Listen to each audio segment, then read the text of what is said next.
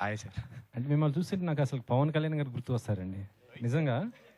అంటే ఆ ఎక్స్ప్రెషన్స్ అవన్నీ చూస్తుంటే పవన్ కళ్యాణ్ గారి నాకు కనబడతారు. ఆయన ఫస్ట్ స్టార్టింగ్ తొలి ప్రేమ మూవీస్ నుంచి సుస్వాగతం ఇలా చూస్తుంటే, ఈ డాన్స్ పరంగా చూస్తుంటే మాత్రం జూనియర్ ఎన్టీఆర్ గారు కనబడుతుంటారు. Thank you sir. Thank you so much. నేను కోరుకునేది ఏంటంటే ఎన్టీఆర్ గారు మీరు ఇద్దరు కలిసి ఒక మంచి మూవీ చేయాలని కోరుకుంటున్నాను సార్. ఆయన ఎక్కడో సార్, మొన్నే పాట కూడా వచ్చింది కదా సార్, దేవరా ముందిట నువ్వెంత అని. వాళ్ళనే ఫీల్ అవుతాను సార్ నేను.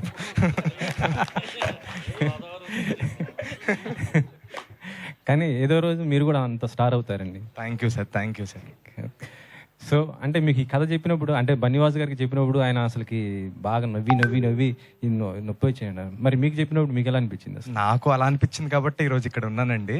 సో అంజి గారు ఆయన నరేషన్లోనే ఆ పవర్ ఉందండి. అంటే చూసినట్టుగా కనపడుతుంది అనమాట సినిమా. సో ఫస్ట్ ఆయన నరేట్ చేసినప్పుడు బీభత్సంగా నవ్వేశాను నేను కూడా. ఆల్మోస్ట్ ఒక 3 గంటలు విన్నాం కదా సార్ ఆ రోజు నరేషన్. సార్ 3 గంటలైంది సార్, మీరు చెప్పకండి సార్.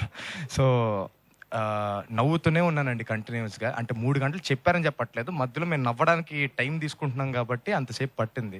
సో తప్పకుండా అందరూ ఆడియన్స్ కూడా అలానే ఫీల్ అవుతారు, థియేటర్లో అలానే నవ్వుతారని భావిస్తానండి.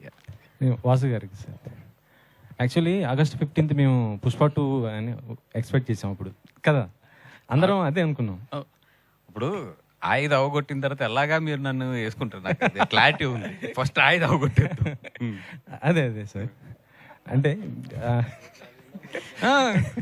అంటే ఆ డేట్ని ఫుల్ఫిల్ చేస్తుందా అనేసి అంటున్నాను. అంటే ఆ రేంజ్లో ఈ సినిమా ఆడిద్యా ఎలా ఉంటుంది అనేసి ఏమండి మీరు అడుగుతున్న క్వశ్చన్లోనే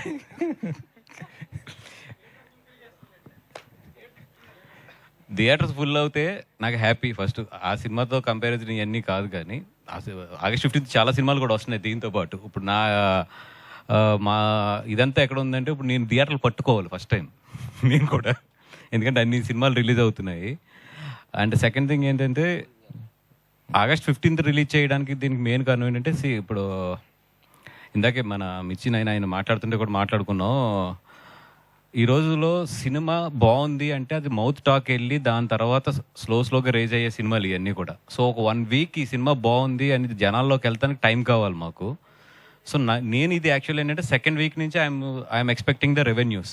బట్ ఫస్ట్ వీక్ ఏంటంటే ఈ సినిమా చాలా బాగుంది అని వెళ్తానికి I need theatres to get the mouth talk వెళ్ళి సెకండ్ వీక్ జనాల్ని థియేటర్ తీసుకురావాలి. సో ఆ స్ట్రాటజీ మీదే 15th వేస్తే కనుక ఏంటంటే హాలిడేస్ ఉన్నాయి కాబట్టి 2-3 హాలిడేస్ ఎక్కువ. అండ్ రెండోది ఏంటంటే, ఈ సినిమా ఫుల్ థియేటర్ మీద చూడవలసిన సినిమా. అట్లీస్ట్ ఒక 50% ఆఫ్ ద థియేటర్ ఉంటేనే ఈ సినిమా ఒక కిక్ తెలుస్తుంది. అందుకని చెప్పి కంపల్సరీ కొంచెం థియేటర్లు తక్కువ ఉన్నా టైట్ అయినా కూడా నేను ఏమంటుంది దేనికి కంపల్సరీ ఆ డేట్ వేయమని ఎందుకు చెప్తున్నానంటే, బికాస్ 50% థియేటర్స్ కంపల్సరీ మాకు వస్తాయి కాబట్టి, హాలిడేస్ కాబట్టి. అంతమంది ఉంటే ఎప్పుడు ఏంటంటే జనాలు ఎక్కువ ఉంటే లాఫ్ ఎక్కువ బాగుంటుంది. అందుకని చెప్పి స్ట్రాటజిక్గానే ఆ రోజు వస్తున్నాం. సోషల్ మీడియాలో ఒకటే ఇప్పుడు అంటే వస్తున్న న్యూస్ అంటే బన్నీ గారు సుకుమార్ గారి ఇష్యూ నడుస్తుంది. అదే అంటే చెప్పండి, అంటే ఇది నిజమా లేకపోతే షూటింగ్ ఏం ప్రాబ్లం లేకుండా నడుస్తుందా ఏంటి అసలు? ఇప్పుడు నేను దాని గురించి మాట్లాడాను అనుకో, నా సినిమా మొత్తం ఆయ మొత్తం వెళ్ళి దాని గురించి రాస్తారు. అంటే గడ్డం తీసేశారు, ఆ గడ్డం గురించి అని చెప్పేసి ఇక ఆయన ఆల్రెడీ మైక్ పెట్టి సార్ గడ్డం గురించి చెప్పండి సార్. అంటే టు బి హానెస్ట్, నాకు మొన్న ఏదో ఆర్టికల్ ఎవరో ఫ్రెండ్ పంపితే చదివాను 2-3 ఆర్టికల్స్. ఇప్పుడు లోపల ఏం జరుగుతుంది అనేది బన్నీ గారు సుకుమార్ గారి తర్వాత ప్రొడ్యూసర్స్ తర్వాత అత్యంత సన్నిహితంగా తెలిసింది నాకే. It's a very very simple and చాలా మేము ఆ ఆర్టికల్ చూసుకుని నవ్వుకునే సిచ్యువేషన్లోనే ఉన్నాం మేము అందరం అయితే. రెండోది ఏంటంటే, మాకు పబ్లిసిటీ బాగా వస్తుంది, free publicity, let it go అనేది ఉంది మాకైతే. It's a very clear editing.